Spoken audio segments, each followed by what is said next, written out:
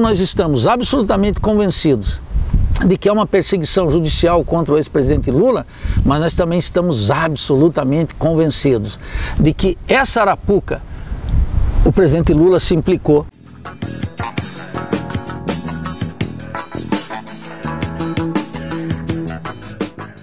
As eleições que nós vamos viver esse ano em 2018 necessitam de uma definição.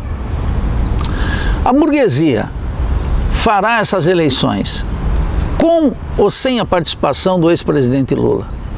Essa é a única questão pendente. O sistema de financiamento de campanha, o tempo de televisão, o monopólio midiático manufaturando a opinião pública, a pauta, tudo já está mais ou menos estabelecido.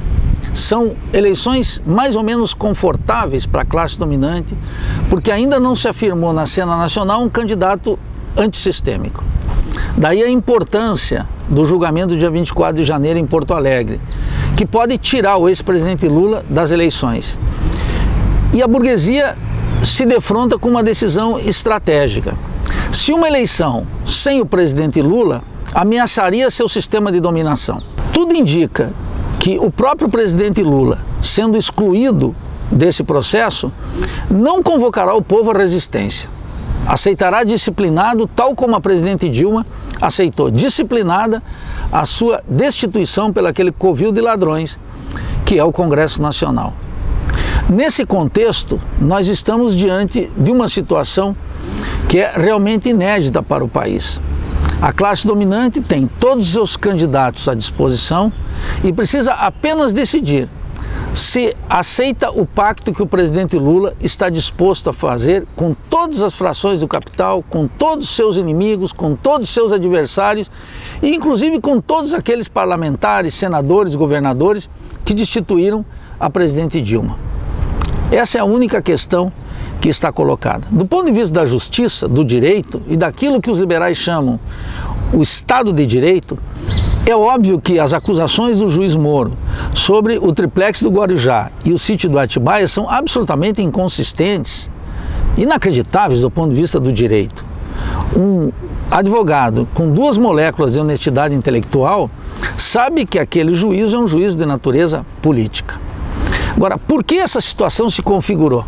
Essa situação se configurou porque o sistema político brasileiro é completamente corrupto do começo ao fim. Dos tribunais ao Estatuto da Presidência da República e ao Congresso Nacional, que eu tenho com muita insistência chamado de um covil de ladrões, como abundantemente até essa imprensa burguesa revela todos os dias, mostrando malas de dinheiro, deputados, senador Aécio, todos eles envolvidos numa maracutaia atrás de outra. Então a grande questão é por que chegamos a essa situação? É porque o sistema político é corrupto.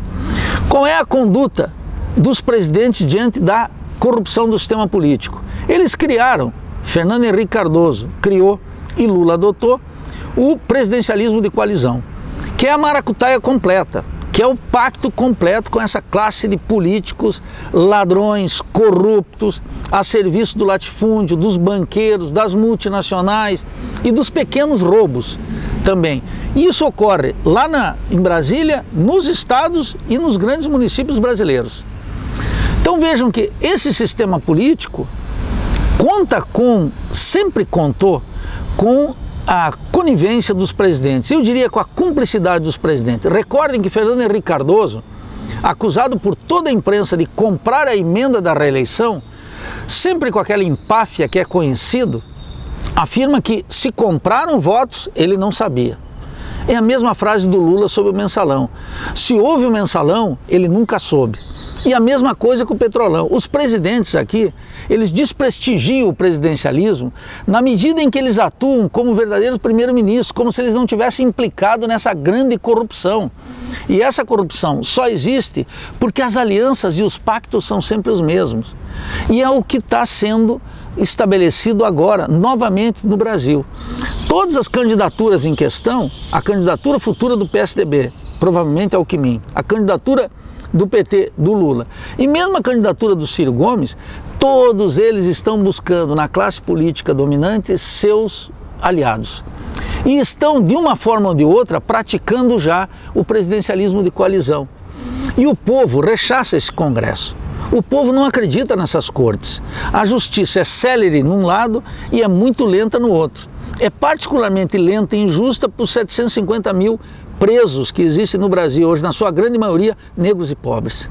E é particularmente rápida quando interessa para a classe dominante. E é particularmente lenta quando interessa para os banqueiros não ver uma decisão de um tribunal. Quando interessa para o latifúndio não ver uma decisão do tribunal. Quando interessa por uma multinacional não chegar a uma decisão no tribunal e ficar litigando durante anos. Agora, tudo isso ocorreu no Brasil por causa da corrupção do sistema político. E todos os presidentes, Lula, Dilma, Fernando Henrique, Michel Temer, estão todos implicados, porque o regime brasileiro é presidencial. O povo não acredita no Congresso, por isso rechaça o parlamentarismo, historicamente.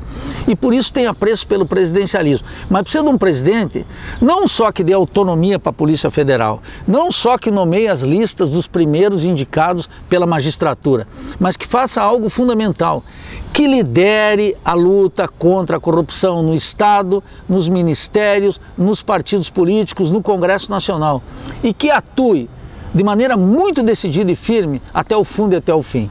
Para isso é preciso ser um candidato limpo, um candidato que não tenha problemas em enfrentar a corrupção porque alguém vai mostrar alguma falcatrua do passado. É nisso, esse é o drama, essa é a trama que envolve o dia 24. Portanto, nós estamos absolutamente convencidos de que é uma perseguição judicial contra o ex-presidente Lula, mas nós também estamos absolutamente convencidos de que essa arapuca o presidente Lula se implicou porque não combateu até o fundo e até o fim a corrupção do sistema político. Ao contrário, se beneficiou dele em todas as articulações nesses 13 anos que o PT permaneceu no governo.